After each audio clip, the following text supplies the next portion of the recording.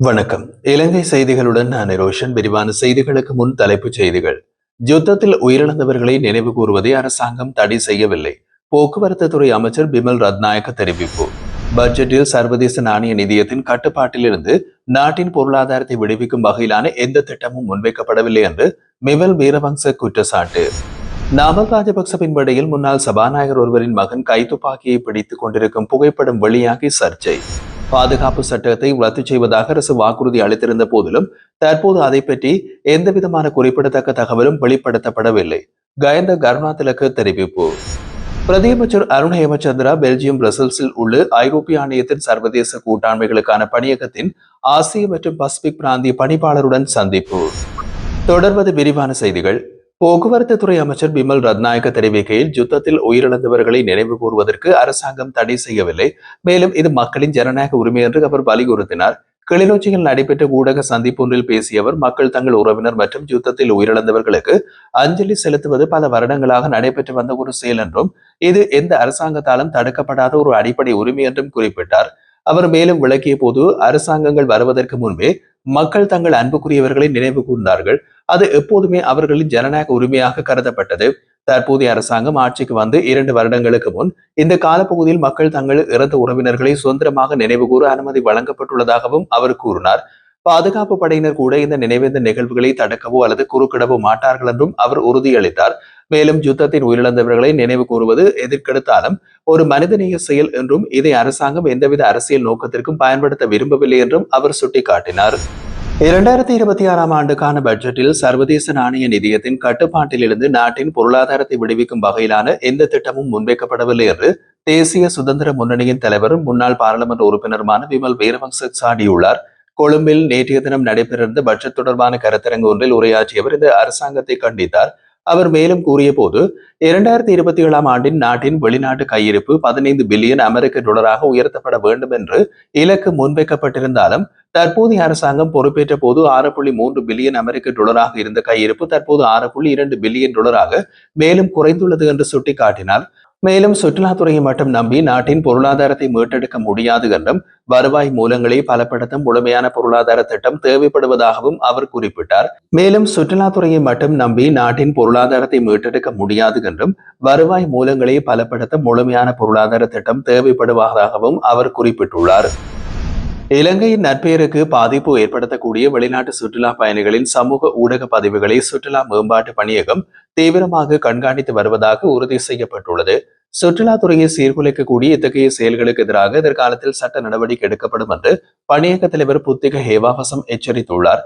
அண்மையில் வெலிகம கடற்கரை பகுதியில் உள்ள ஒருவருடன் வெளிநாட்டு சுற்றுலா பயணி ஒருவர் வாக்குவாதத்தில் ஈடுபட்டுள்ள காணொலி சமூக ஊடகங்களில் பரவி இருந்ததை அவர் எடுத்துக்காட்டாக குறிப்பிட்டார்.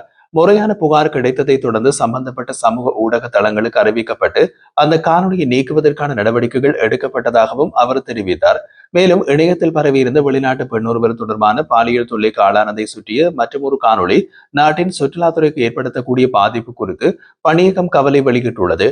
இலங்கையின் சுற்றுலாத்துறைக்கு தீங்கு விளைவிக்கும் வகையில் நடந்து கொள்ளும் இந்த வெளிநாட்டு பயணியையும் எதிர்காலத்தில் சட்ட ரீதியாக சந்திக்க வேண்டியிருக்கும் என்றும் அவர் எச்சரித்துள்ளார். நுகைகுடையில் நடைபெற்ற எதிர்க்கட்சிகளின் பேரணியை சுற்றி தொடர்ச்சியாக பல்வேறு தகவல்கள் வெளியான நிலையில் அந்த நிகழ்வை முன்னிட்டு சர்ச்சைகளும் அதிகரித்துள்ளது.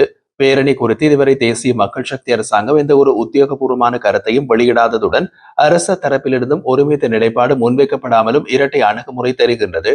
மேலும் பேரணியின் போது பதிவான பல காணொலிகள் சமூக வலைதளங்களில் பரவி வருகின்றன. குறிப்பாக சில ஆதரவாளர்கள் மது போதையில் இருந்தமை, அவர்களின் ஒழுங்கற்ற செயல்பாடுகள் உள்ளிட்டவை மக்கள் மத்தியில் பேச்சுவார்த்தைக்குரிய விஷயங்களாக மாறியுள்ளது. அதே நேரத்தில் நுகைகுடையில் நடந்த இந்த போராட்டம் தொடர்பாக புதிய தகவல்கள் வெளிப்படுத்தப்பட்டு வருகின்றன. இதில் முக்கியமாக ஒன்றாக நாமல் ராஜபக்சவின் மேடையில் முன்னாள் சபாநாயகர் ஒருவரின் மகன் ஒரு கைத்துப்பாக்கியை கையில் பிடித்துக் கொண்டிருக்கும் புகைப்படம் வெளியாகியுள்ளது. இந்த புகைப்படம் பரவலான விவாதத்தை உருவாக்கியுள்ளதோடு, ஏன் அவர் கைத்துப்பாக்கியுடன் மேடையில் வந்தார், அதற்கு அனுமதி யார் வழங்கினர், பாதுகாப்பு நடைமுறைகள் பின்பற்றப்பட்டனவா என்ற கேள்விகள் எழுந்துள்ளன. இதேவேளை நுகைகுடை பேரணி குறித்து ஜனாதிபதி அனுருகுமார திசாநாயக்க தலைமையிலான புலனாய்வு துறைக்கு வழங்கப்பட்ட ஒரு முக்கியமான அறிக்கையும் தற்போது ஊடகங்களில் பேசு பொருளாகியுள்ளது. சமூக ஊடக செயற்பாடுகளுக்கு பாதிப்பை ஏற்படுத்தி வந்த நிகழ்நிலை பாதுகாப்பு சட்டத்தை ரத்து செய்வதாக அரசாங்கம் வாக்குறுதி அளித்திருந்த போதிலும் தற்போது அதை பற்றி எந்த ஒரு குறிப்பிடத்தக்க தகவலும் வெளிப்படுத்தப்படவில்லை. ஊடகங்களுக்கு தாக்கம் ஏற்படுத்தும் சட்டங்கள் ஊடக சுதந்திரத்தை உறுதிப்படுத்துவதற்கு பதிலாக அவற்றை கட்டுப்படுத்த பயன்படுத்தப்பட்டுள்ளதாக எதிர்க்கட்சி தலைமை சிப்பந்தி கயந்த கருணாதிலக்க தெரிவித்துள்ளார். பாராளுமன்றத்தில் நடைபெற்றிருந்த 2026ஆம் ஆண்டுக்கான வரவு செலவு திட்டத்தின் குழுநிலை விவாதத்தில் சுகாதார மற்றும் வெகுஜன ஊடக அமைச்சுக்களுக்கான நிதி ஒதுக்கீடுகள் குறித்து அவர் உரையில் இதனை தெரிவித்தார். அவர் மேலும் கூறுகையில் நமது நாட்டில் ஊடக சுதந்திரம் இன்னமும் திருப்தி அளிக்கும் அளவுக்கு இல்லை. சர்வதேச அமைப்பான தேச எல்லையற்ற ஊடகவியலாளர்கள் வெளியிட்ட 2025ஆம் ஆண்டுக்கான ஊடக சுதந்திர சுட்டன்படி இலங்கை 189 நாடுகளில் 139வது இடத்தில் உள்ளது. இந்த நிலைமையை உருவாக்க காரணமாக அரச ஊடகங்களை அரசாங்கத்தின் பிரச்சார கருவிகளாக பயன்படுத்துவது முக்கிய பங்காற்றுவதாக அவர் குறிப்பிட்டார். ஊடகங்களுக்கு தாக்கம் செலுத்தும் பெரும்பாலான சட்டங்கள் சுதந்திரத்தை உறுதிப்படுத்துவதற்கு பதிலாக அதை கட்டுப்படுத்துவதற்காகவே பயன்படுத்தப்பட்டுள்ளதாகவும் இதை அண்மையில் சர்வதேச சஞ்சரிகை ஒன்று உறுதிப்படுத்தியுள்ளதாகவும் தெரிவித்தார். 2024ஆம் ஆண்டில் நிறைவேற்று நிகழ்நிலை பாதுகாப்பு சட்டம் இணையம் மற்றும் சமூக ஊடகங்களுக்கு கடுமையான கட்டுப்பாடுகளை விதித்ததாக குற்றச்சாட்டுகள் முன்வைக்கப்பட்டிருந்தன. மேலும் இந்த சட்டம் கருத்து சுதந்திரத்தை பாதிக்கும் விதமாக கடந்த காலத்தில் பயன்படுத்தப்பட்டிருந்ததாகவும் அவர் சுட்டிக்காட்டினார். இந்த சட்டத்தை ரத்து செய்வதாக அரசாங்கம் வாக்குறுதி அளித்திருந்த போதிலும் தற்போது அதை பற்றி எந்த அறிவிப்பும் இல்லை என்பது கவலைக்குரிய விஷயம். அதே வழியில் லைன் ஏசியா மேற்கொண்ட ஆய்வில் சிங்கள மொழியில் சமூக ஊடகங்கள் வழியாக தகவல் பெறும் மக்களில் 3 பேர் தவறான தகவல்களுக்கு ஆளாகின்றார்கள் என்றும் வெளிப்படப்பட்டுள்ளது. இதனால் மக்கள் சரியான தகவல்களை பெற முடியாமல் சூழல் உருவாகி இது நாட்டின் ஜனநாயகத்திற்கும் பெரும் அச்சுறுத்தலாக உள்ளது. எனவே இளைஞர்கள் மற்றும் மாணவர்களின் ஊடக கல்வியை பலப்படுத்தும் திட்டங்களை உடனடியாக செயல்படுத்த வேண்டும் என்றும் அவர் வலியுறுத்தியுள்ளார்.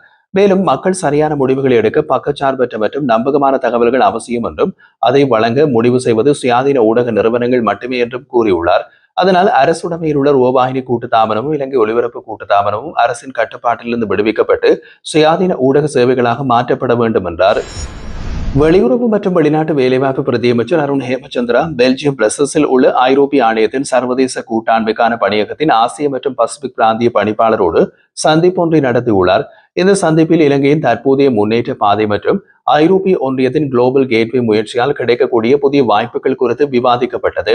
சர்வதேச கூட்டாண்மைக்கான பணியகத்தின் ஆசிய பசிபிக் பணிப்பாளர் இலங்கையின் சமீபத்திய முன்னேற்றத்திற்கு பாராட்டுகளை தெரிவித்ததோடு நாட்டின் வளர்ந்து வரும் ஸ்திரத்தன்மை, தேசிய நிர்வாகத்தில் ஏற்படும் முன்னேற்றங்கள் மற்றும் பொருளாதார முகாமைத்துவத்தில் காணப்படும் மேம்பட்ட முன்கணிப்பு தன்மையினை சிறப்பித்தார். இதற்கிடையில் சர்வதேச நம்பிக்கையினை வலுப்படுத்தும் வகையிலே பொறுப்பான சீர்திருத்தங்களை முன்னெடுக்கும் இலங்கையின் உறுதிப்பாட்டை பிரதியமைச்சர் ஹேமச்சந்திர மறுபடியும் வலியுறுத்தி இருந்தார். மேலும் நிலையான உள்கட்டமைப்பு, டிஜிட்டல் இணைவு, புதுப்பிக்கத்தக்க எரிசக்தி திறன் மேம்பாடு மற்றும் மக்களை மையமாக கொண்ட பொருளாதார வளர்ச்சி உள்ளிட்ட பல முக்கிய துறைகளில் ஒத்துழைப்பை விரிவுபடுத்தும் வகையில் இருதரப்பும் உடன்பாடு கொண்டதாக இலங்கையின் வெளியுறவு அமைச்சு அறிவித்துள்ளது.